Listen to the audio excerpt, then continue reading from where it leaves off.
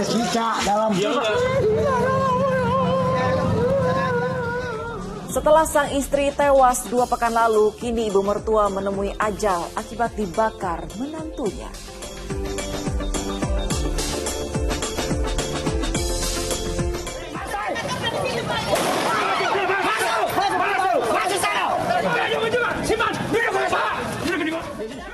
Perselisihan 2 keluarga berujung tawuran 2 kelompok warga.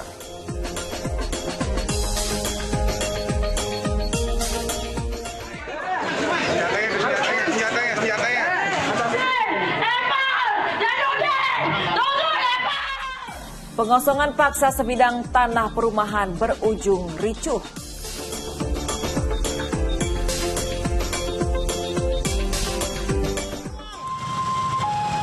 Diolah, tolong diolah. Tolong dibantu. Kawan-kawan tolong dibantu. Truk hantam sepeda motor, ibu tewas sementara suami dan anak terluka serius.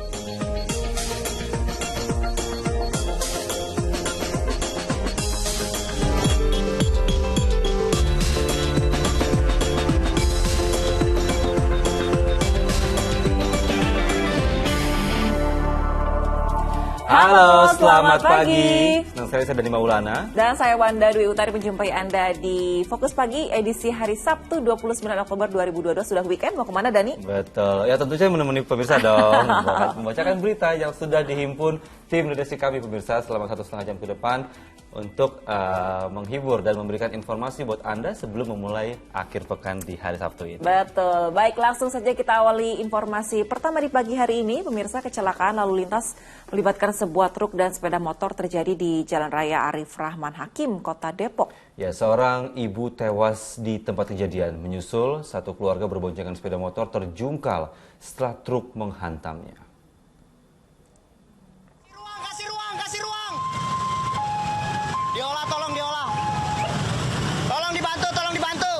Kawan-kawan Pasangan suami istri dan anaknya ini terkapar setelah sepeda motor yang mereka tumpangi terjungkal akibat hantaman sebuah truk di Jalan Raya Arif Rahman Hakim, Kota Depok, Jawa Barat. Ente yang ngurus.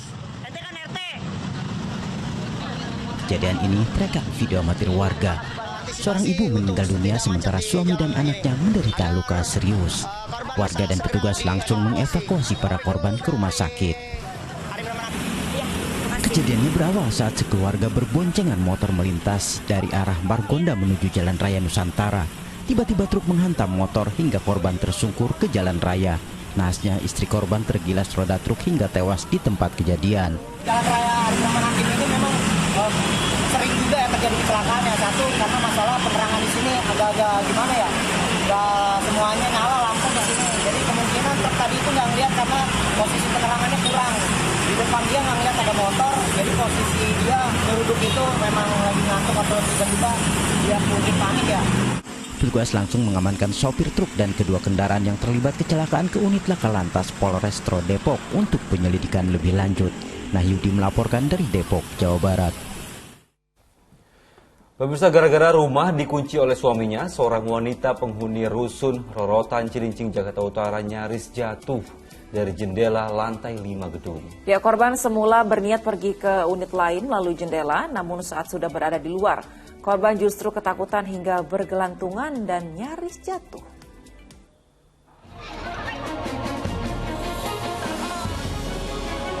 Warga penghuni rusun Rorotan di Cilincing, Jakarta Utara ini langsung panik dan mengupayakan penyelamatan saat mengetahui seorang wanita tengah bergelantungan di salah satu jendela di lantai 5 gedung tersebut.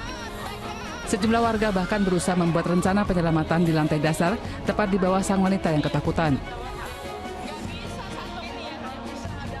Beruntung sejumlah pria dengan sigap naik ke lantai 5 dan masuk ke unit yang ditinggali korban hingga wanita itu berhasil diselamatkan.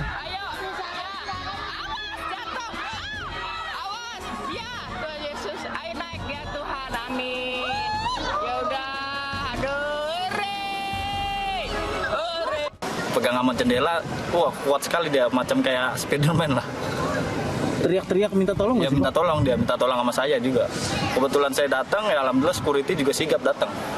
Pihak pengelola rusun mengatakan telah meminta keterangan sejumlah pihak dan mengungkap peristiwa yang terjadi Jumat pagi itu diawali dengan keributan rumah tangga yang dipicu anak mereka sedang sakit. Sang suami yang melarang istrinya berangkat kerja menguncinya di dalam rumah agar merawat anak mereka. Semuanya bertiga, jadi anak, istri, suami semua ada di dalam rumah. Nah, karena dikunci dari dalam semuanya, si istri untuk memberi makan anak, mengambillah jalan merasa bahwa dia keluar dari jendela. Nah, keluar dari jendela untuk membeli ke rumah tetangga sebelahnya untuk membeli makanan. Saat ini wanita tersebut sudah kembali beraktivitas normal setelah diperiksa oleh tim medis untuk memastikan kondisi fisik dan psikisnya. Arafah Subandi melaporkan dari Jakarta. Terlibat kecelakaan lalu lintas seorang sopir kendaraan pick-up terjepit di kabin pengemudi di Magetan, Jawa Timur. Meski tidak sampai memakan korban jiwa, tapi proses evakuasi korban cukup sulit dan berlangsung menegangkan.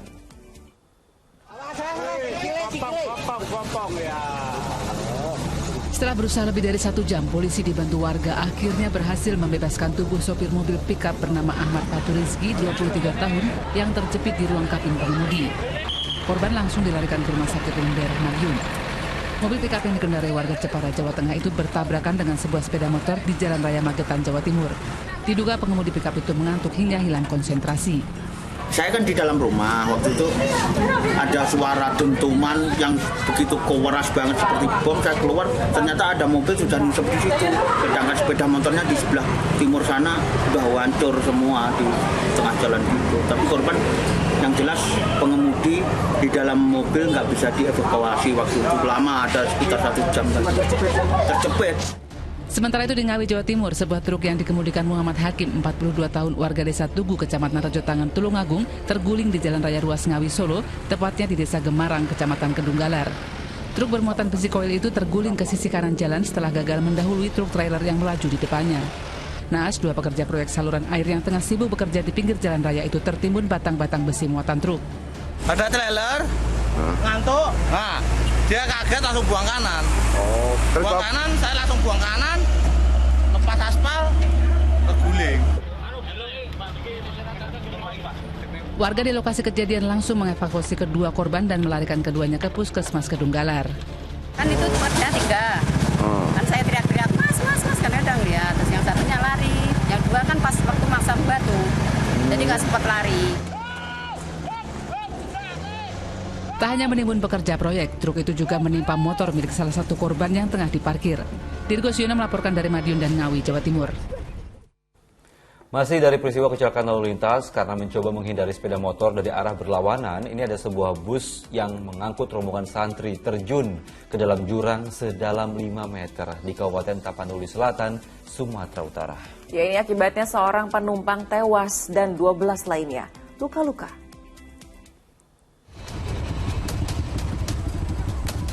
Bus ini terguling ke dasar jurang setelah terjun dari tepi jalan raya di Desa Aik Badak Jae, Sayurma Tinggi, Kabupaten Tapanuli Selatan, Jumat pagi. Sebanyak 23 penumpang bus yang terdiri dari para santri Pondok Pesantren Mustofawiyah Panyabungan ikut terperosok masuk jurang. Akibatnya seorang penumpang tewas dan 12 lainnya luka-luka. Menurut saksi mata, insiden kecelakaan tunggal tersebut berawal saat bus melaju dari Padang Sidempuan menuju Kabupaten Mandaling Natal. Begitu tiba di lokasi jalan menikung, tiba-tiba sebuah sepeda motor muncul dari arah berlawanan. Terkejut, sopir bus langsung banting setir ke kiri. Supaya jangan terjadi tabrakan, menghindar ke kiri jalan sehingga ban yang di sebelah kiri jalan ini masuk ke beram jalan dan pada akhirnya makin ke kiri jalan, pada akhirnya mobil terguling di beram. Di lembah lah ya, lembah dengan kedalaman kalau kita ukur tegak lurus sekitar 4 meter. Para korban langsung dilarikan ke rumah sakit. Kasus ini ditangani petugas Satlantas Polres Tapanuli Selatan. Tuti Alawiyah Lubis melaporkan dari Tapanuli Selatan, Sumatera Utara. Setelah 2 hari hilang terseret derasnya terjangan arus banjir, 1 dari 2 warga Dusun Tasik, Lampung Selatan akhirnya ditemukan dalam keadaan meninggal dunia. Korban ditemukan 300 meter dari lokasi semula.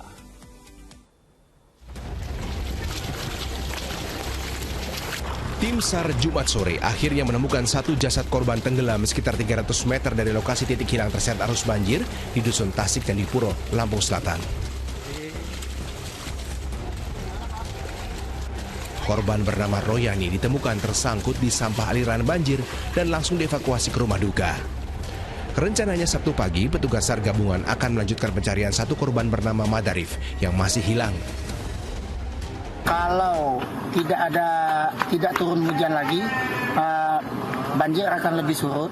Apakah kami masih bisa menggunakan rubber boat, perahu karet kami, atau nanti hanya menyapu dengan menggunakan tali di daerah banjir. Sementara itu, tim SAR gabungan terus berupaya mengevakuasi warga dari rumah mereka yang terendam banjir di 2 kecamatan Lampung Selatan, Lampung. Sekitar 200 warga, terutama wanita, lansia, dan anak-anak, sudah dievakuasi dari rumah yang terendam banjir ke barak pengungsian. Kendati surut, namun terjangan banjir kerap kali kembali naik hingga membahayakan keselamatan warga.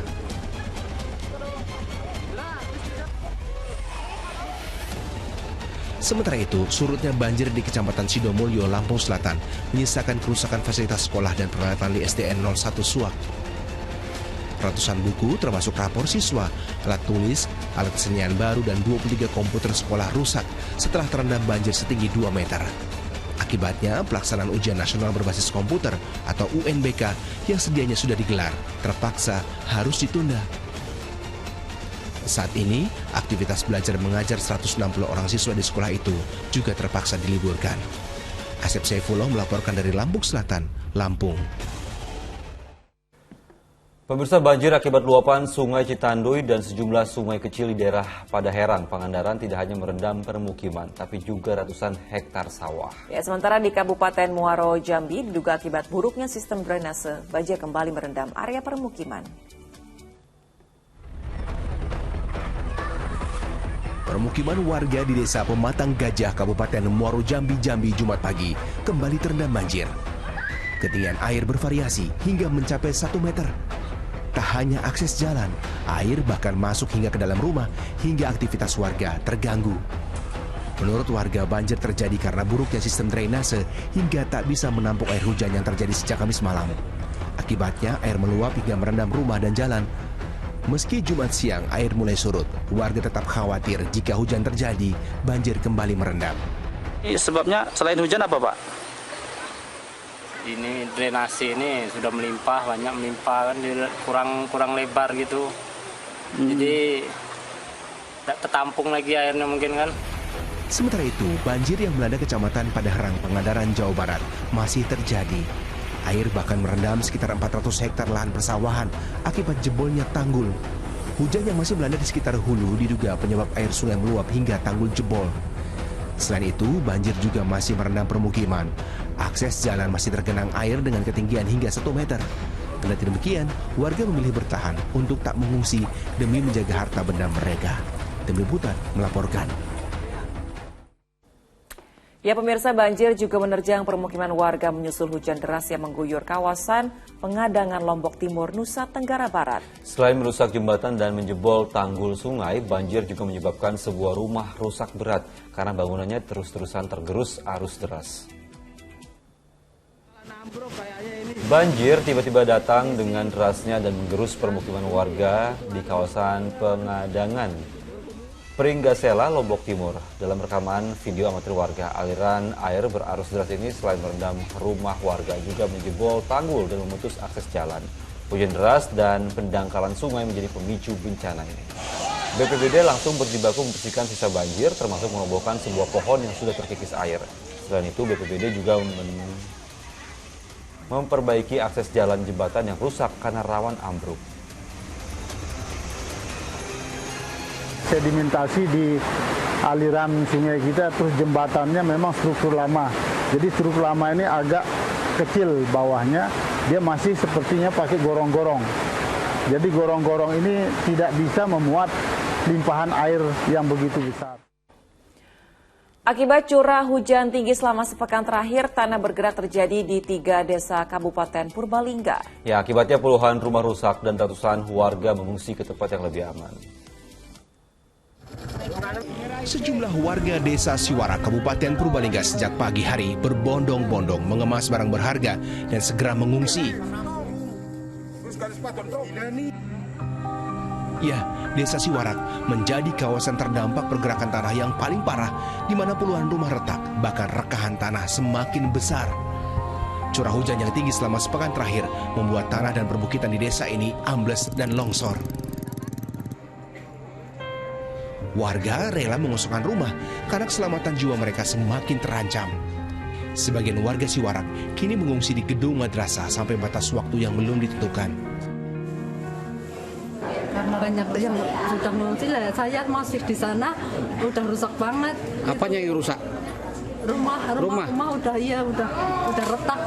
Emang kenapa Bu rusak? Ini lantainya, getaran tanah itu sih. Jadinya pada takut banget mau. Tim gabungan semakin waspada sebab pergerakan tanah tak hanya terjadi di Siwarak, tapi juga di 2 desa lainnya di Kecamatan Karangreja. Untuk sekarang banyak retakan di wilayah Siwarak dan rumah itu banyak yang tidak bisa dihuni. Kalau yang di sini di Terahap Lor itu ada 2 rumah yang berat dan itu tanahnya masih bergerak. Selain dipicu hujan deras, kondisi geografis permukiman warga yang berbukit terjal mengakibatkan tanah mudah longsor. Mardianto melaporkan dari Purbalingga, Jawa Tengah. Ya, longsor sepanjang 200 meter yang menutup jalan Trans Sulawesi di Kabupaten Majene, Sulawesi Barat ini menyebabkan kemacetan parah sepanjang 4 km. Ya, para warga yang terjebak macet selama berjam-jam akhirnya memilih nekat memanjat material longsor demi bisa melanjutkan perjalanan.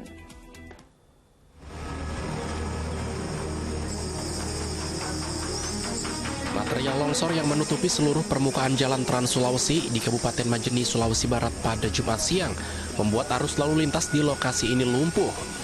Akses jalan yang tertimbun tanah lumpur dan bebatuan besar membuat kendaraan roda 2 dan roda 4 tak dapat melintas.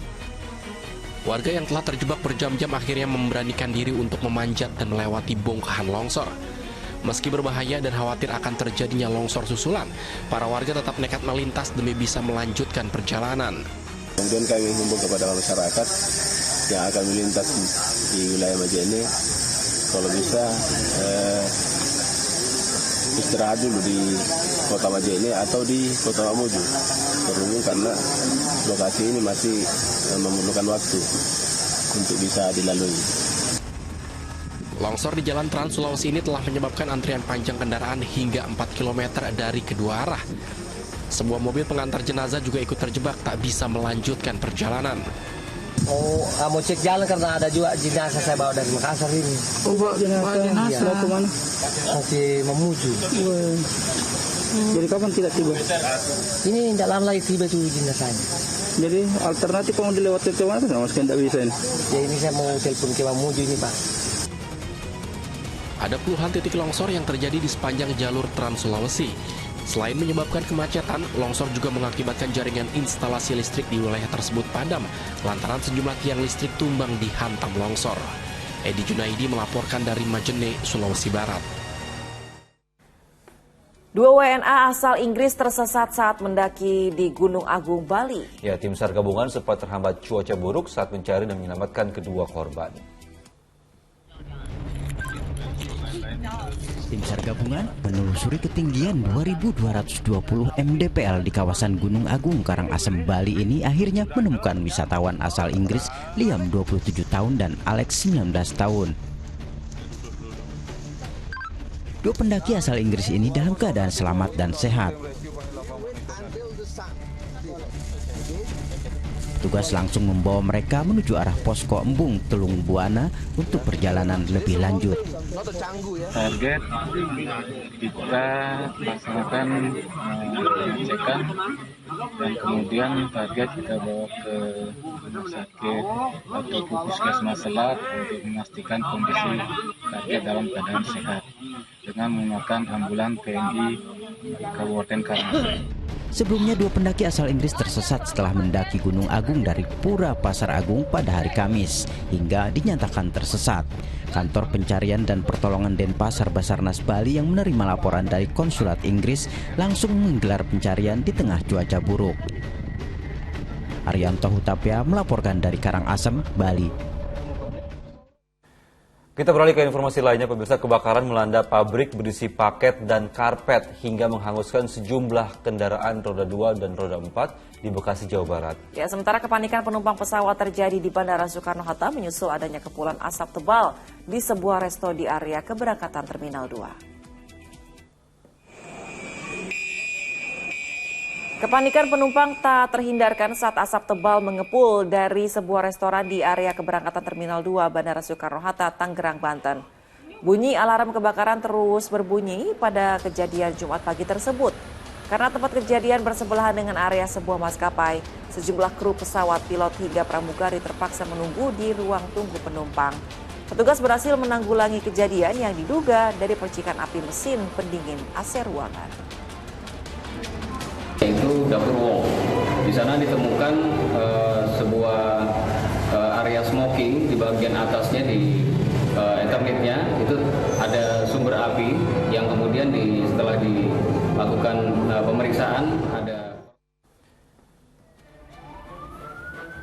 Sementara itu di Bekasi, Jawa Barat, sebuah pabrik berisi paket dan karpet di Rawalumbu juga hangus terbakar. Kebakaran diduga berasal dari korsleting listrik, turut meludeskan sejumlah kendaraan roda 2 dan roda 4.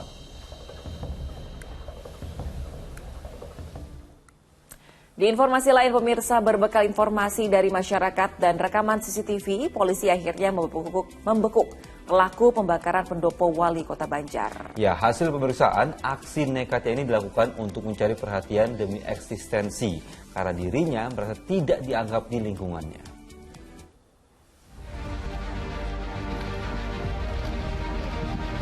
Pemuda berinisial P, tersangka pembakar pendopo wali kota Banjar ini dibekuk kepolisian. Ia didorong dengan kursi roda karena kakinya terluka saat membakar pendopo. Dari hasil pemeriksaan, aksi nekatnya dilakukan untuk mencari perhatian demi eksistensi karena dirinya merasa tidak dianggap di lingkungannya. Karena itulah meski terancam hukuman 12 tahun penjara, polisi terlebih dulu akan memeriksa kondisi kesehatan jiwanya. Jadi untuk motif ini masih kita dalami, namun dari pengakuan yang bersangkutan bahwa yang bersangkutan merasa tidak diperlakukan dengan adil oleh masyarakat setempat, sehingga oleh masyarakat setempat, oleh lingkungannya, sehingga untuk menunjukkan eksistensinya dia melakukan ini untuk mendapatkan perhatian.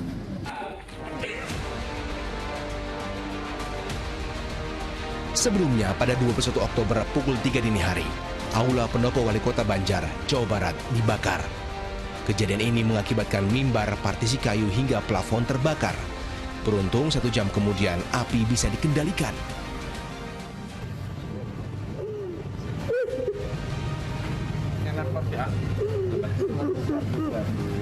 Melihat kondisi aula pendoponya berantakan, Wali Kota Banjar Ade Uus Sukaisi kala itu menangis. Ia tak menyangka ada orang yang tega membakar rumah dinasnya.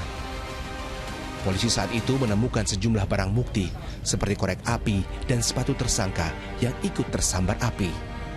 Eko Setiabudi melaporkan dari Kota Banjar, Jawa Barat. Eksekusi sebidang tanah perumahan di Mataram, Nusa Tenggara Barat diwarnai kericuhan. Ya, polisi juga menahan seorang pemuda dari keluarga tergugat yang kedapatan membawa senjata tajam.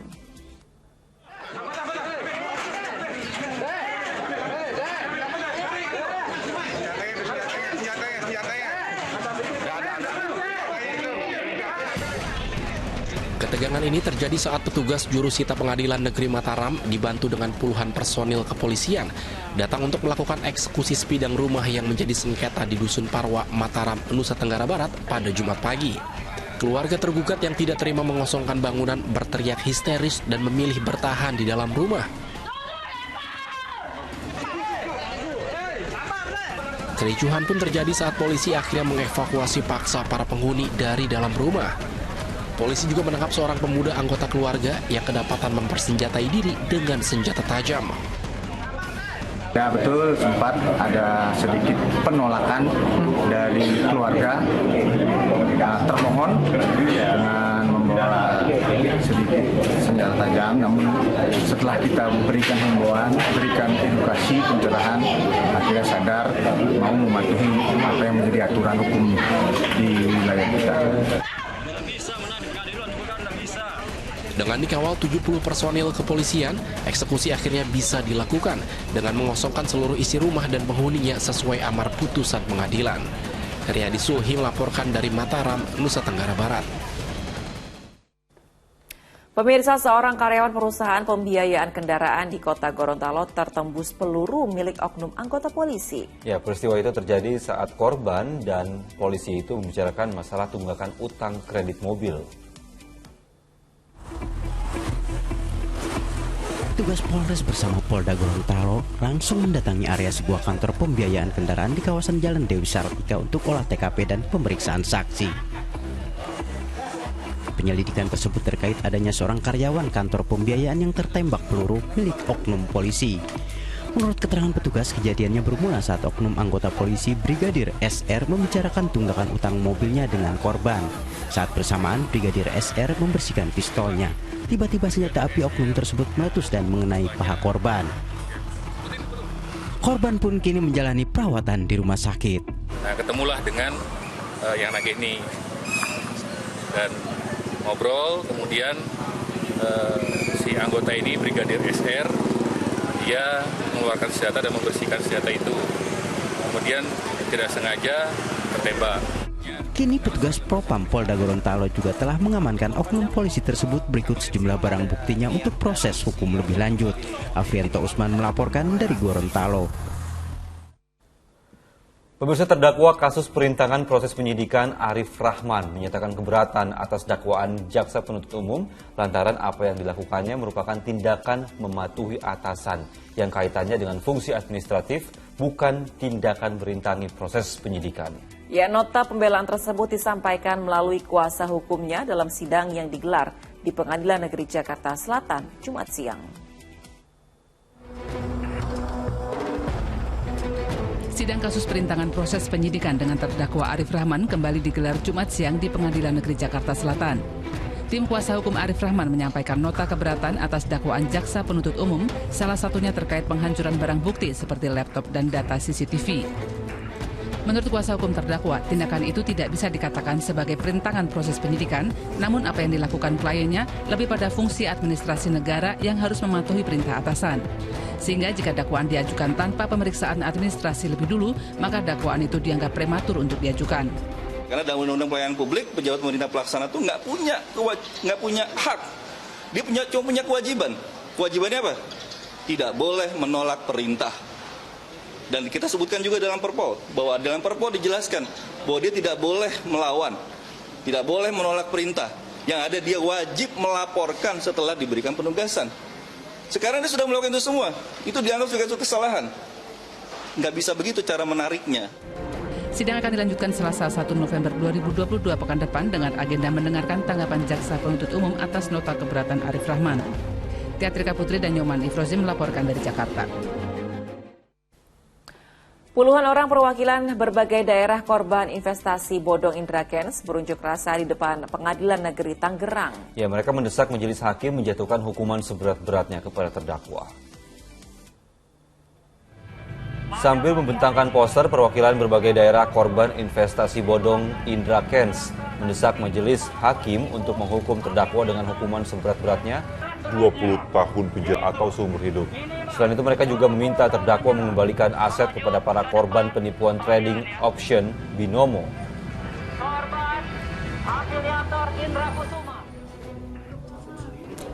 Kericuhan terjadi di luar sidang pengadilan menyusul majelis hakim menunda sidang putusan untuk terdakwa Indra Kents Jumat sore. Pasalnya, puluhan perwakilan korban penipuan ini kecewa dengan penundaan tersebut, padahal mereka sudah menunggunya sejak pagi hari.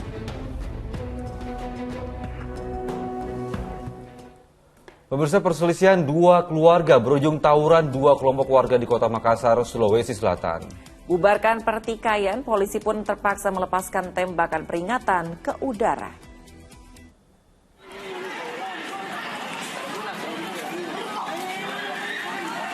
Pihak Sekelompok warga dari wilayah berbeda ini saling serang dengan batu dan anak panah di kawasan Jalan Andi Tondro, Tamalate, Sulawesi Selatan, Sabtu dini hari.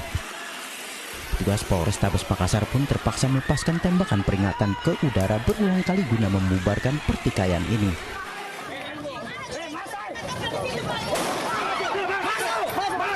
Pembubaran itu juga mendapat adangan dari sejumlah mak-mak hingga memicu kericuhan susulan. Polisi lalu menyusuri sejumlah tempat tinggal para pelaku tawuran. Kericuhan kembali terulang menyusul adanya penangkapan terhadap 6 pemuda yang diduga provokator.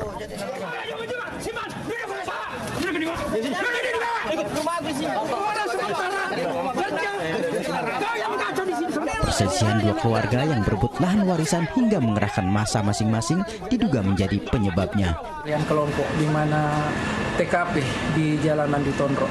Setelah sesampai di TKP, kami menyebarkan kedua remaja yang sementara bertikai, di mana adanya perselisihan pendapat antar keluarga. Salah satu korban yang sempat luka dibawa lari ke Rumah Sakit Bayangkara untuk ditindaklanjuti. Guna menghindari tawuran susulan, polisi dari Mako Polsek Tamalate masih disiagakan di tempat kejadian. Lahan yang jadi rebutan juga tak luput dari penjagaan. Andi Muhammad Sardi melaporkan dari Makassar, Sulawesi Selatan. Ya, setelah istri tewas 2 pekan lalu, kini ibu mertua menemui ajal akibat dibakar menantunya. Informasi selengkapnya akan disampaikan oleh Wanda Dwi Utari sesaat lagi hanya di Fokus Pagi.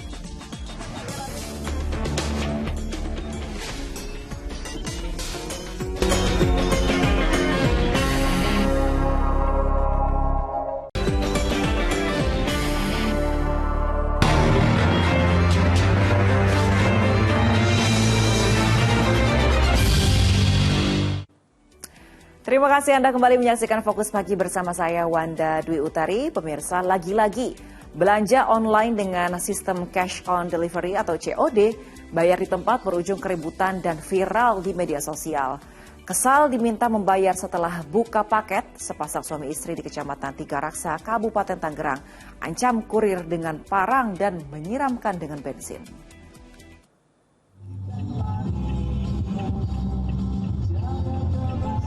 Inilah detik-detik saat seorang kurir ekspedisi kabur terbirit-birit ketakutan setelah diancam parang oleh pasangan suami istri di Kecamatan Tiga Raksa, Kabupaten Tangerang, Banten. Peristiwa yang direkam melalui ponsel warga ini viral di jagat maya. Ditemui di kantornya hari Jumat, sang kurir menceritakan peristiwa yang terjadi pada Rabu 26 Oktober lalu itu ketika ia mengantarkan paket dengan sistem bayar di tempat COD atau cash on delivery sesuai alamat yang dituju. Keributan terjadi saat paket sudah dibuka, namun pasangan suami istri itu tak mau membayar paket berisi baju seharga Rp90.000. Mereka berdalih tidak memesan barang apapun lewat belanja online. Selain menyiram bensin, pasangan suami istri itu juga mengancam korban dengan sebilah parang. Saya tuh yang dikarung sama motor, itu diguyurin bensin. Mana korek katanya. Makanya pas dia masuk ke dalam, nah buru-buru saya naik itu motor, saya mundur. Nah pas mau mundur, itu satu lagi orang keluar, itu yang bawa samurai. Gitu, bawa samurai. Pas dia bawa samurai, dia keluar, saya udah mundur tuh, baru saya kabur. Terkait peristiwa yang dialaminya, korban lantas melaporkan kasus ini ke Polsek Tiga Raksa.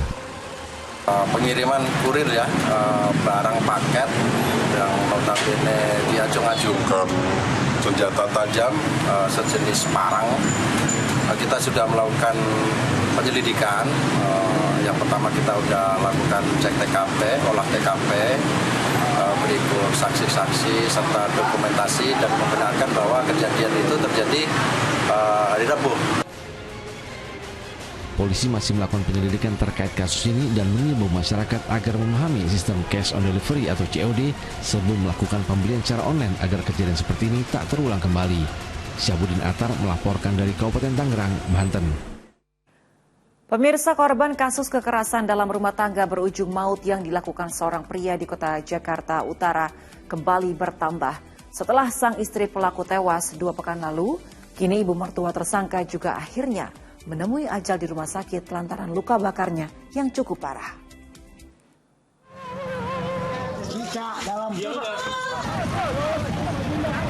Nyawa Anawijaya berusia 46 tahun tak tertolong meski telah menjalani perawatan selama 2 pekan di rumah sakit akibat luka bakar yang dideritanya. Ia menyusul kematian putri tercintanya Ica yang dibakar suaminya Anissa Putra berusia 34 tahun pada 16 Oktober lalu.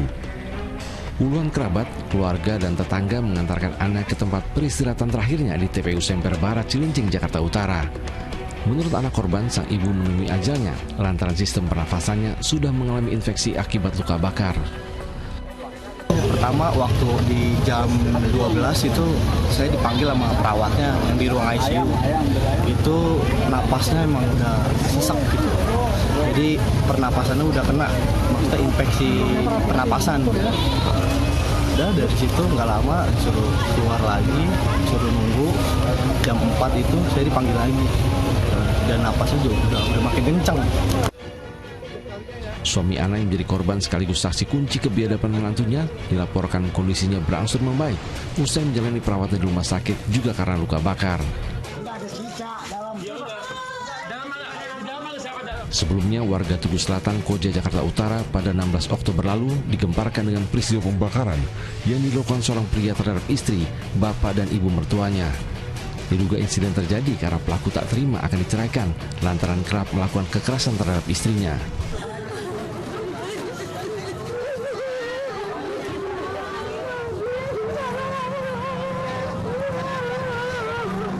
Namun 5 hari kemudian nyawa sang istri meninggal dunia usai menjalani perawatan intensif di RSCM akibat luka bakar di sekujur tubuhnya. Jasad Ica dimakamkan di TPU Semper, Jakarta Utara. Keluarga sama sekali tak pernah menyangka Ica menemui ajal di tangan suaminya. Ada saya nggak salah. Ada saya nggak salah, Pak. Jarang baik, Pak. Untuk suami nurut, tapi suami sering galak sama kulit, Pak. Siap, Ibu. Tolong polisi tersadil Aldinus hukum mati, Pak. Tolong. Sejauh ini belum ada keterangan resmi dari pihak kepolisian terkait perkembangan penyidikan kasus kekerasan dalam rumah tangga yang telah merenggut 2 korban jiwa ini. Namun sebelumnya polisi telah menetapkan sang suami sebagai tersangka dengan ancaman hukuman 15 tahun penjara. Arfa Supandi melaporkan dari Jakarta. Di informasi lainnya, pemirsa, jasad seorang pria di Pekalongan, Jawa Tengah Jumat malam ditemukan di saluran irigasi dan tertutup sampah. Sementara warga Jepara, Jawa Tengah digemparkan dengan penemuan mayat perempuan dalam karung pakaian di area perkebunan di Desa Kepuk Jumat siang. Area perkebunan di Desa Kepuk, Kecamatan Bangsri, Jepara, Jawa Tengah mendadak dikerumuni warga menyusul penemuan sesosok mayat tanpa identitas di dalam karung pakaian laundry Jumat siang. Mayat berjenis kelamin perempuan ini didapati pertama kali oleh seorang petani pencari rumput yang curiga mencium bau tak sedap dari karung pakaian. Sementara aparat kepolisian yang tiba di TKP menduga jasad wanita itu korban pembunuhan karena ditemukan sejumlah luka kekerasan di beberapa bagian tubuhnya. Kondisi mayat pada saat ditemukan berada di dalam sebuah tas laundry. Kemudian hasil sementara dari visum luar diketahui bahwa mayat tersebut mengeluarkan atau menjulur lidahnya menjulur keluar. Kemudian ada beberapa kekerasan, tanda-tanda kekerasan di bagian tubuh, di bagian. Sementara itu, penduduk Desa Karangjompo, Pekalongan, Jawa Tengah Jumat malam digegerkan dengan penemuan mayat di saluran irigasi. Jasad diketahui bernama Fatur Rahman berusia 24 tahun. Jasad pertama kali ditemukan oleh ayahnya yang sejak sore mencari keberadaannya. Dibantu warga dan aparat dari Polsek dan Koramil Tirto, jasad korban yang tertutup tumpukan sampah langsung dievakuasi. Dari hasil visum luar, tim Dokes Polres Pekalongan Kota tidak menemukan adanya tanda-tanda kekerasan pada jasad korban.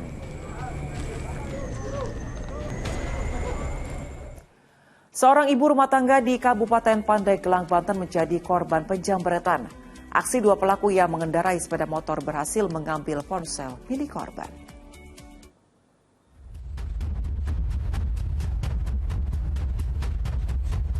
Seorang ibu rumah tangga menjadi korban penjamretan saat berada di toko makanan di Kecamatan Majasar, Pandeglang, Banten. Dalam rekaman CCTV, korban berusaha mengejar, namun dua pelaku yang menggunakan sepeda motor berhasil mengambil ponsel milik korban. Menurut warga sekitar, kejadian tersebut bukan kali pertama dan sudah meresahkan masyarakat. Begitu masuk ke ini ayam gepuk, dia lagi duduk, HP-nya dijamret, dia langsung lari. Langsung lari? Iya. Berapa orang pelakunya? 2 orang. 2 orang? Iya. Warga pun berharap pelaku segera ditangkap oleh pihak kepolisian agar kejadian yang menimpa korban tidak terjadi kepada korban lainnya. Ariel Maranus melaporkan dari Kabupaten Pandeglang, Banten. Pemirsa, ratusan pemuda yang diduga geng motor kembali beraksi meneror warga hingga melakukan perusakan di kawasan Cimindi, Cimahi, Jawa Barat. Ironisnya, dari sejumlah pelaku yang diamankan aparat, kebanyakan masih di bawah umur. Maksud kami, di bawah pengaruh minuman keras.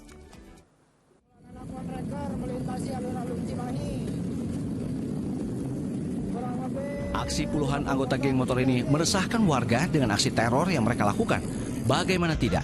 Selain berkendara ugal-ugalan, mereka juga mengacungkan senjata tajam dan tongkat kayu. Tak sampai di situ, geng motor itu juga memblokade ruas jalan dan merusak kios pedagang. Beredarnya video amatir yang merekam aksi para pelaku mendapat respon cepat dari polisi. Aparat mengamankan sejumlah pemuda yang diduga merupakan anggota geng motor itu. Ironisnya, sejumlah pelaku yang kebanyakan pelajar dan mahasiswa itu bahkan masih di bawah pengaruh minuman keras. Lebih 100 pemuda dan menggunakan roda 2 sempat memblokir jalan. Mereka melarikan diri. Kami kejar ke sekitar Cimindi. Di bawah flyover, kami dapatkan pula mereka sedang merusak gerobak penjual kopi. Dari penyelidikan awal, rupanya aksi meresahkan yang sempat viral di media sosial itu dilakukan dalam rangka merayakan HUT geng motor mereka.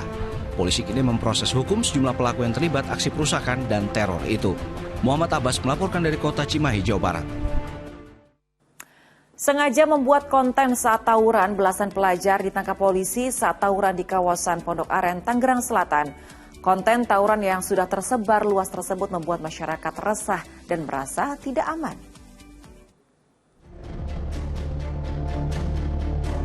Inilah tawuran yang dilakukan para pelajar di Jalan Manunggal, Pondok Aren, Tangerang Selatan.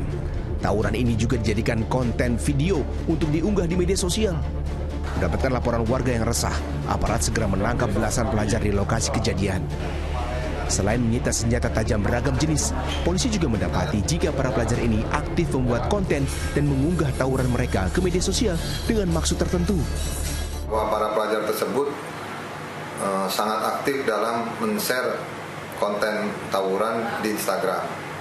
Tujuan mereka adalah untuk menakut-nakuti lawan dan untuk menambah followers. Namun, efeknya bagi masyarakat sangat meresahkan. Pelajar yang kedapatan membawa senjata tajam akan dijerat dengan hukuman maksimal 10 tahun penjara. Dan bagi yang tidak terbukti, polisi akan memanggil orang tua mereka dan sejumlah pihak terkait untuk dibina. Syahbudin Atar melaporkan dari Tangerang Selatan, Banten. Di informasi lainnya, pemirsa, diduga nekat memacu sepeda motornya dalam kecepatan tinggi. Seorang pengendara tewas usai menabrak tiang listrik di Ciracas, Jakarta Timur. Guna kepentingan penyelidikan, jasad korban langsung dievakuasi petugas ke Rumah Sakit Polri, Kramat Jati. Seorang pengendara sepeda motor ini ditemukan warga sudah tergeletak tak bernyawa di pinggir jalan raya PKP Ciracas, Jakarta Timur, Sabtu dini hari tadi. Korban tewas seketika usai mengalami luka parah di bagian kepala. Peristiwa berawal ketika korban melaju dari arah Jalan Raya Bogor menuju Ciracas dengan kecepatan tinggi. Diduga pengendara tersebut hilang kendali saat berusaha menghindari mobil yang berada di depannya, kemudian menabrak tiang listrik di pinggir jalan. Kasus kecelakaan tunggal ini kini masih dalam penanganan aparat unit laka lantas Sapil, Jakarta Timur.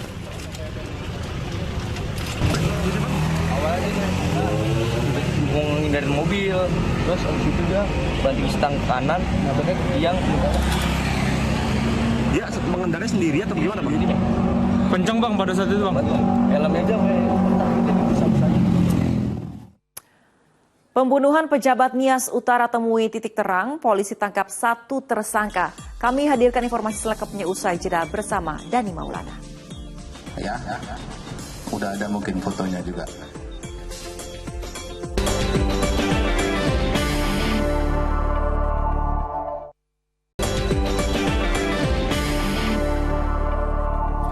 Anda kembali menyaksikan Fokus Pagi bersama saya Dani Maulana.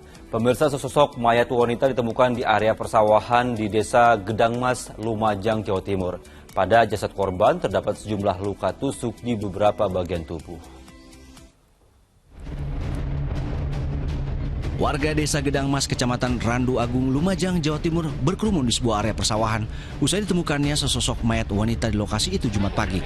Jasad yang diketahui bernama Diantri Sivia, warga Dusun Karanglo, Desa Gedangmas itu pertama kali ditemukan oleh warga yang menuju ke sawah. Kondisi wanita berusia 24 tahun itu berlumuran darah dan terdapat luka bacok di beberapa bagian tubuh.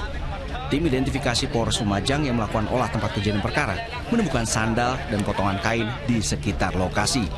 Tanda-tanda kekerasan, ya kan, benda tajam. Kami lagi coba lakukan otopsi. Yang diamankan tadi sementara yang apa itu cuma dari sandal, ya kan, tidak di TKP dapat itu aja. Sama kain, ada kain, apakah itu nanti ada kaitannya, kain potongan sarung itu nanti kami juga menganalisa dengan hasil penyelidikan. Usai identifikasi, jasad korban dibawa ke rumah sakit guna kepentingan otopsi. Nur Salim melaporkan dari Lumajang, Jawa Timur. 1 dari 3 pelaku pembunuhan pejabat Pemda Nias Utara yang ditemukan tewas dengan leher terlilit tali pinggang ditangkap di Pekanbaru. Seorang tersangka masih di bawah umur berusia 16 tahun, sementara itu 2 lainnya masih dalam pengejaran. Ya. Istri kematian Gasali Lahagu, Kepala Bagian Organisasi Sekretariat Daerah Kabupaten Nias Utara, perlahan terkuak. Polisi meringkus 1 dari 3 pelaku, aparat gabungan Polres Nias Selatan dan Subdit Jatantras Polda Riau meringkus seorang remaja berinisial ND, berusia 16 tahun di tempat persembunyiannya di Pekanbaru. Polisi belum merinci motif pelaku membunuh korban, lantaran masih mengejar 2 pelaku lain yang buron. Motif masih terus kita dalami, ya. Belum bisa kami buka sekarang karena masih terlalu dini, rekan-rekan. Ini juga untuk menjawab semua pertanyaan-pertanyaan rekan-rekan. Kita sudah berhasil mengungkap kasus. 2 pelaku yang lain sedang dalam pengejaran.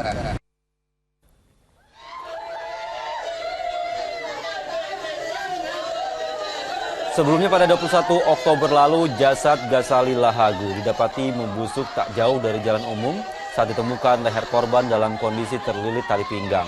Barang pribadi lainnya seperti cincin ditemukan masih melingkar di jarinya. Gasali Lahagu dilaporkan hilang sejak 14 Oktober, sementara itu mobilnya ditemukan di Kabupaten Nias keesokan harinya.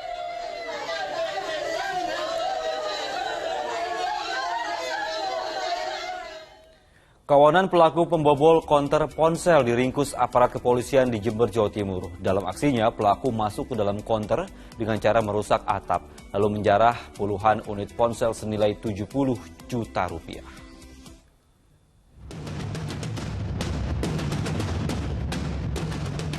Inilah detik-detik saat salah satu pelaku terekam kamera pengawas CCTV usai membobol konter ponsel di Jalan Diponegoro, Jember, Jawa Timur.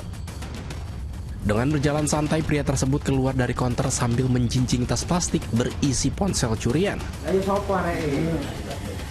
Dari rekaman tersebut, polisi akhirnya mengidentifikasi dan melakukan penangkapan di sebuah rumah kontrakan yang tak jauh dari TKP pencarian. Sayangnya seorang pelaku bernama Yoso berhasil kabur. Sempat berbelit-belit, kedua orang tersebut akhirnya mengakui perbuatannya setelah polisi menemukan 6 unit ponsel hasil curian dari sebuah tas. Dalam aksinya, para pelaku masuk ke dalam konter dengan cara merusak atap, lalu menjarah puluhan unit ponsel senilai 70 juta rupiah. Lalu mengambil HP di etalase sebanyak 41 unit. Pelaku sendiri ada 2, yang satu berhasil kita amankan, yang satu masih dalam pengejaran. Kita tetap akan melakukan pengejaran terhadap rekan pelaku yang saat ini buron. Kasus pencurian ponsel ini masih dikembangkan polisi, termasuk memburu satu pelaku yang ditetapkan sebagai DPO. Tommy Iskandar melaporkan dari Jember, Jawa Timur. Seorang bayi laki-laki yang diperkirakan baru berusia 3 hari ditinggal orang tuanya di dalam bus antar kota di Pariaman, Sumatera Barat. Bayi yang belum diberi nama itu dirawat di klinik karena sempat mengalami penurunan kondisi kesehatannya. Bayi malang itu kini tengah dirawat di salah satu klinik di Kota Pariaman, Sumatera Barat. Bayi dengan berat 2,8 kg ditemukan di dalam bus dengan kondisi masih memiliki tali pusar. Sang sopir baru mengetahui keberadaan bayi itu ketika bus dalam kondisi kosong dan terdengar suara tangisan dari kursi belakang. Saat ini polisi masih melakukan penyelidikan dan mencari orang tua yang tega meninggalkan buah hatinya. Nah, menjelang Pariaman, sesampainya di kawasan kota tadi dengar suara bayi di belakang mobil. Nah, si sopir juga langsung melakukan kontrol ke belakang, ditemukan itu bayi berada di tempat duduk penumpang di bagian dua dari belakang. Ketika tengah asik menikmati kopi di sebuah warung, ini ada seorang pemuda pelaku pemerkosaan dan pencurian terhadap seorang mahasiswi di Ngawi, Jawa Timur disergap polisi. Meski pelaku berusaha kabur, tapi ia tidak berkutik karena polisi langsung memborgol tangannya. Awas. Oh, itu orangnya. Ya, turun dulu. Ciri-cirinya dan ciri-ciri kendaraannya. Oh ya, itu mas sepeda motornya. Inilah detik-detik penangkapan oleh petugas Polres Ngawi terhadap seorang pemuda pelaku pemerkosaan disertai pencurian dengan korbannya seorang mahasiswi.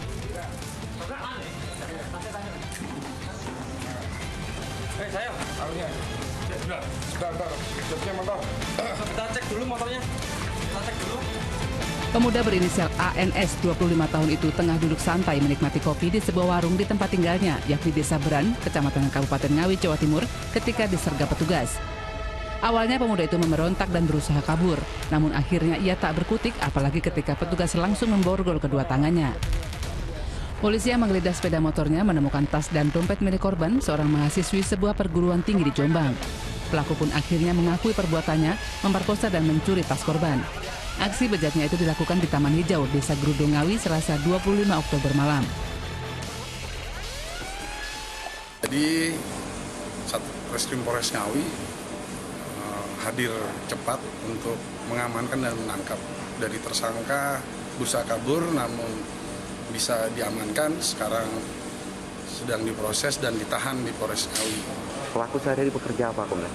Sebagai penjual bakso atau pentol ya. Gitu, Kap. Kini polisi tengah mendalami kemungkinan ada korban lain.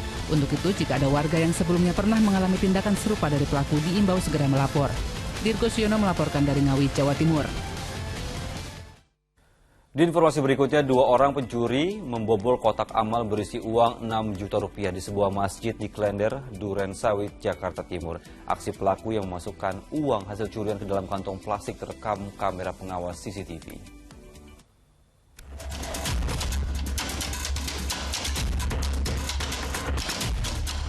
Dari rekaman kamera pengawas, 2 pemuda masuk ke sebuah masjid di Klender, Jakarta Timur dengan cara melompat pagar.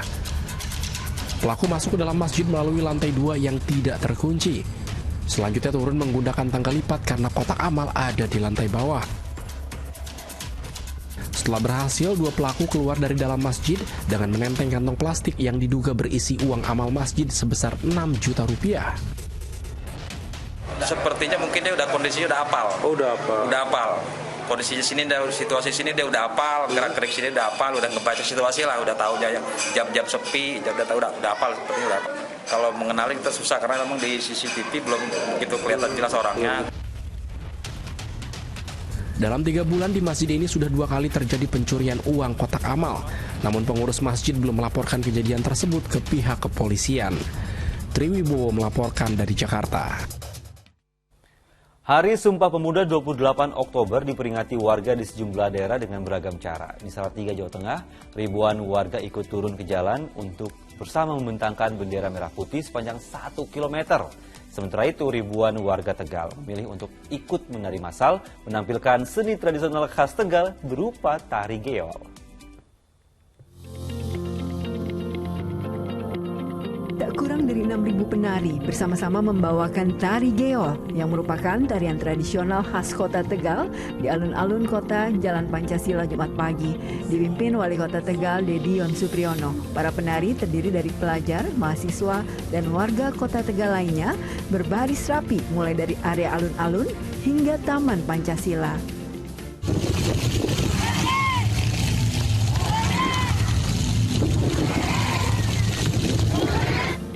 Para penari tampak mengenakan pakaian tradisional berbagai suku di tanah air. Mereka terus bergoyang mengikuti irama selama sekitar 1,5 jam. Di Hari Sumpah Pemuda ini kita bisa berpartisipasi turut memeriahkan acara, seru dari semua segmen, golongan kalangan ikut semua.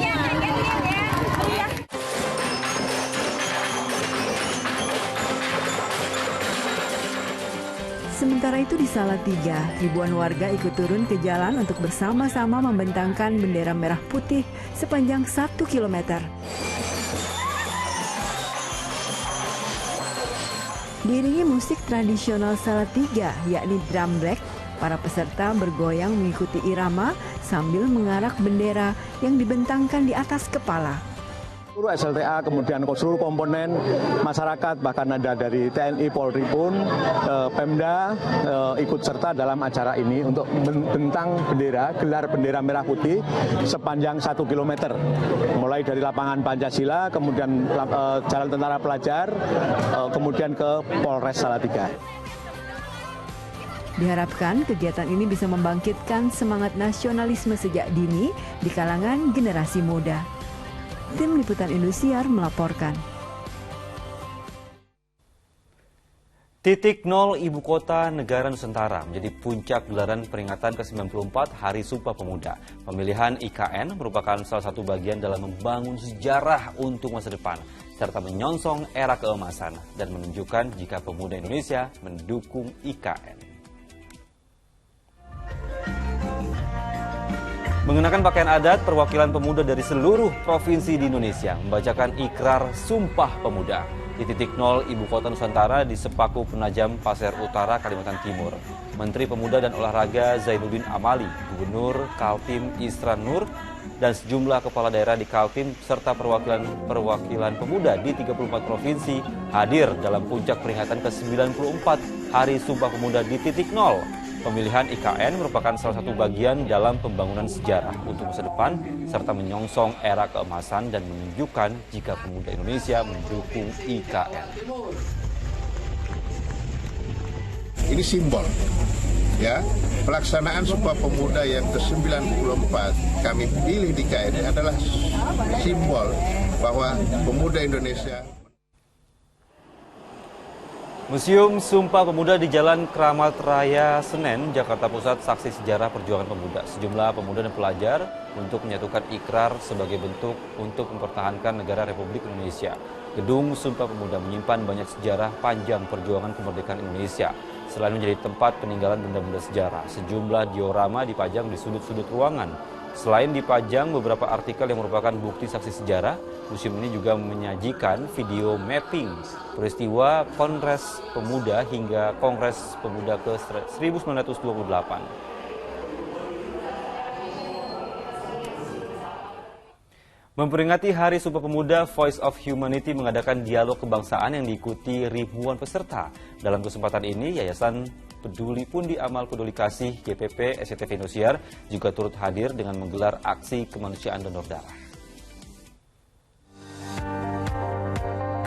Ribuan peserta yang terdiri dari mahasiswa, pelajar hingga masyarakat umum antusias mengikuti dialog kebangsaan memperingati Hari Sumpah Pemuda di Holi Stadium Kota Semarang Jumat siang. Acara yang digelar oleh Voice of Humanity bekerjasama dengan Yayasan Pundi Amal Peduli Kasih SCTV Indosiar ini juga dihadiri Gubernur Jawa Tengah Ganjar Pranowo. Ganjar sangat mengapresiasi kegiatan dialog kebangsaan ini. Menurut saya ini sangat bagus sekali. Maka anak akan merasakan bahwa begini loh Pancasila dilaksanakan, tidak ada bully, mereka saling menyayangi, mereka saling membantu, dan spirit gotong royongnya muncul. Ya. Selain dialog kebangsaan, GPP SCTV Indosiar juga menggelar aksi kemanusiaan donor darah yang diikuti TNI, mahasiswa, dan masyarakat umum. Untuk donor darah ini tentu kita bergerak bersama-sama, ada banyak puluhan orang yang sudah datang dari TNI, dari masyarakat yang lainnya, supaya memenuhi kebutuhan yang ada untuk menolong akan sesamanya. Diharapkan bantuan donor darah yang digelar YPP SCTV Indosiar ini bisa membantu kebutuhan stok darah di Kota Semarang dan rencananya akan digelar di kota-kota lainnya. Ali Mustafirin melaporkan dari Semarang, Jawa Tengah. Ya pemirsa, Fokus Pagi jeda sejenak, kami akan hadir kembali dengan sejumlah informasi menarik lainnya. Di antaranya adalah karena dianggap melanggar kepentingan hak azazi manusia, Iran terancam dicoret dari Piala Dunia. Fokus Pagi segera kembali.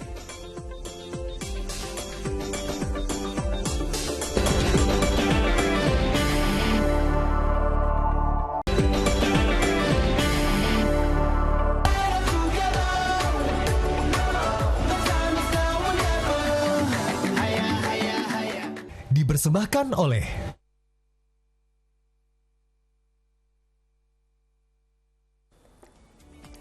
Terima kasih Anda kembali menyaksikan Fokus Pagi bersama saya Wanda Dwi Utari. Dan saya Dani Maulana. Kita lanjutkan informasi di Fokus Pagi pemirsa. Jika menyebut nama Ronaldo, saat ini mungkin yang terlintas adalah Ronaldo, sang mega bintang asal Portugal. Ya, tapi tahukah Anda, jauh sebelum kemunculan Cristiano Ronaldo, telah terlebih dahulu muncul Ronaldo Luiz Nazario, penyerang fenomenal asal Brazil yang membawa kesuksesan tim Samba di pentas Piala Dunia.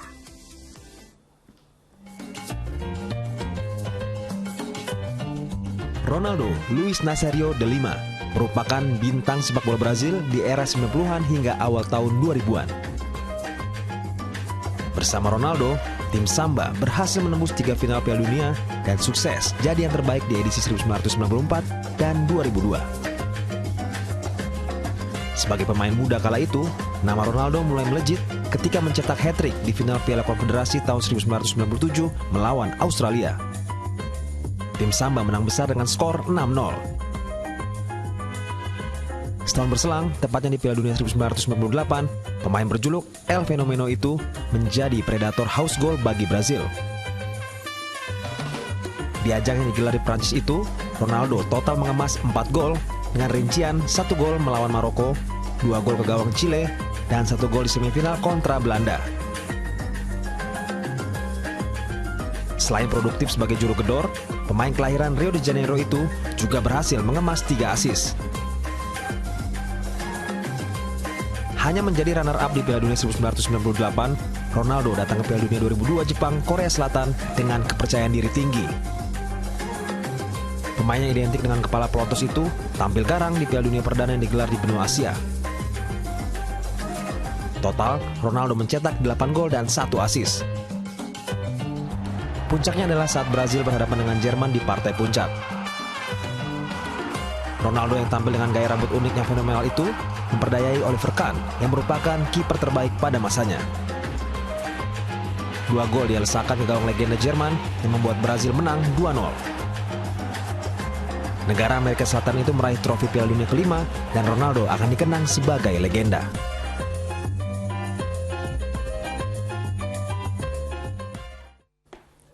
Ya, dalam gelaran Piala Dunia ada momen kekalahan telak bagi tuan rumah. Ya, ini salah satu jadwal pemirsa terjadi pada Brasil ketika kalah 1-7 dari Jerman di Piala Dunia 2014. Momen kelam tim Samba ini dikenang sebagai petaka Mineirazo.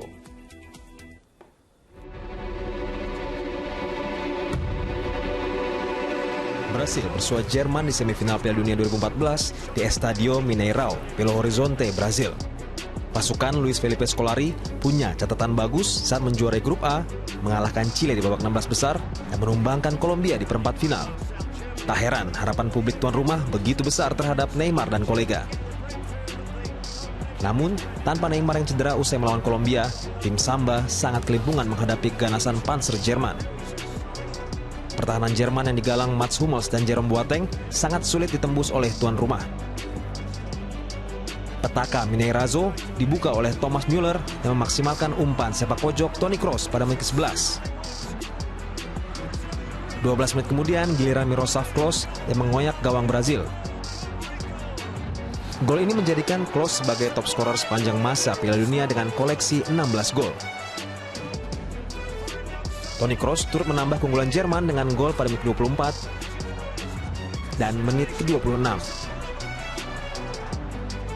Sami Khedira pun mencetak gol di menit 29 dan Jerman unggul 5-0 di babak pertama. Di interval kedua laga, Jerman bermain bertahan untuk mempertahankan keunggulan. Meski demikian, tim tamu bisa menambah keunggulan lewat tendangan Andre Schürrle di menit 69 lewat serangan balik cepat. 10 menit kemudian, Schürrle membuat publik tuan rumah merana setelah ia mampu mengonversi umpan ajaib Müller menjadi gol. Jelang laga bubar, Brazil mendapat gol hiburan melalui Oscar.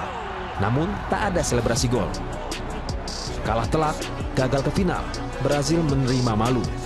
Malam paling sedih bagi tim Selecao dan publik di Mineirão yang menyaksikan petaka Mineirazo. Akankah hal serupa terjadi di Piala Dunia Qatar 2022?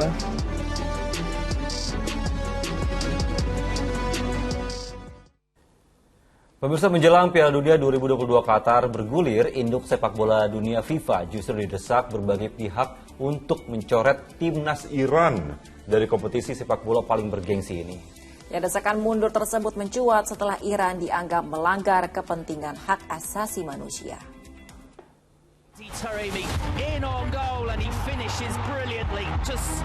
Desakan mundur tim nasional Iran dari kompetisi paling bergengsi Piala Dunia 2022 Qatar masih terus berdatangan dari berbagai pihak. Bahkan sekelompok tokoh sepak bola dan olahraga Iran juga telah mengirimkan permintaan resmi kepada induk sepak bola dunia FIFA agar mencoret tim berjuluk Meli tersebut dari Piala Dunia. Kini Konfederasi Sepak Bola Asia AFC akan menyerahkan sepenuhnya nasib Iran kepada FIFA jika wakil dari Asia Barat tersebut dicoret dari Piala Dunia. Desakan mundur ini mencuat setelah Iran dianggap melanggar kepentingan hak asasi manusia. Ini dipicu oleh meninggalnya seorang wanita bernama Mahsa Amini yang diduga mengalami penyiksaan oleh polisi moral Iran karena tidak berpakaian sesuai aturan. Kematian itu membuat kondisi Iran memanas hingga menjadi sorotan internasional. Hal lainnya yang membuat Iran didesak mundur karena melarang para supporter wanita masuk stadion untuk menyaksikan langsung pertandingan. Pada Piala Dunia 2022 Qatar nanti, timnas Iran akan tergabung di grup B bersama Amerika Serikat, Inggris, dan Wales. Tim Meli sendiri dijadwalkan akan melakoni laga perdananya dengan menghadapi Inggris pada 21 November mendatang.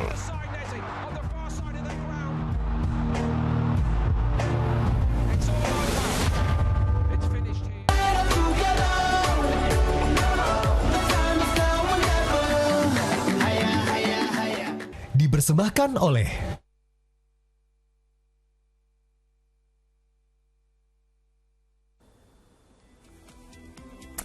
Ya, kita beralih ke informasi lainnya, pemirsa. Kebakaran melanda sebuah bangunan bekas karaoke di kawasan Pejagalan, Penjaringan, Jakarta Utara. Ya, besarnya kobaran api ini membuat bangunan lain yang berada di sebelahnya, pemirsa, ini ikut terbakar.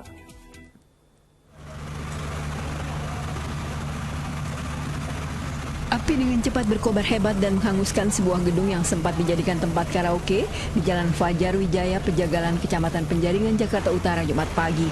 Besarnya api membuat asap pekat terus mengepul tinggi ke udara. Tiupan angin membuat api cepat merembet ke dua ruko yang berada tepat di sebelah gedung. Petugas pemadam kebakaran yang tiba di lokasi langsung berjibaku mencoba memadamkan api. Menurut saksi mata, api tiba-tiba tampak berkobar dari dalam gedung. Padahal gedung dalam kondisi kosong karena tempat karaoke telah lama ditutup. Sudah tidak aktif. Sudah nggak aktif? Tahun yang lalu. Oh, sudah lama. Jadi kondisinya kosong dong ini? Gedung bangunan kosong gitu ya? Ada yang tinggal nggak, Pak? Api bisa dipadamkan setelah petugas pemadam kebakaran yang menerjunkan 17 mobil pemadam bekerja selama hampir 1,5 jam. Tidak ada korban jiwa maupun luka dalam kebakaran. Sementara penyebab kebakaran hingga Senin petang masih diselidiki petugas Polsek Metro Penjaringan, Jakarta Utara. Jayadi melaporkan dari Jakarta. Ya, pemirsa, usai sudah Fokus Pagi hari ini, tetap kencangkan protokol kesehatan dan saksikan info terkini juga corona hanya di video. Unduh aplikasinya sekarang. Ya, ayo dukung operasi katarak, hernia, donor darah, dan hitan gratis bagi warga tidak mampu di sejumlah tempat di Indonesia. Sampaikan kepedulian Anda di rekening BCA di 162-6338-888 atas nama Yayasan Pundi Amal Peduli Kasih, karena kepedulian kita adalah harapan bagi mereka. Ya, pemirsa, sesuai ketentuan Undang-Undang Cipta Kerja, maka siaran TV analog akan dihentikan mulai tanggal 2 November 2022. Segera beralih ke siaran TV digital untuk tetap bisa menyaksikan program Fokus Pagi dan juga program-program kesayangan Anda lainnya di Indosiar. Pastikan TV Anda bisa menerima siaran digital atau gunakan set-top box. TV digital ini bukan TV berbayar, tidak menggunakan internet, dan juga siarannya gratis. Indosiar siap digital. Baik, saya Fokus Pagi, jangan lewatkan untuk menyaksikan program Mega Series Panggilan. Mewakili teman-teman yang bertugas, saya Wanda Dwi Utari. Dan saya Dani Maulana pamit undur diri. Selamat pagi, selamat berakhir pekan, jaga kesehatan selalu, dan sampai jumpa.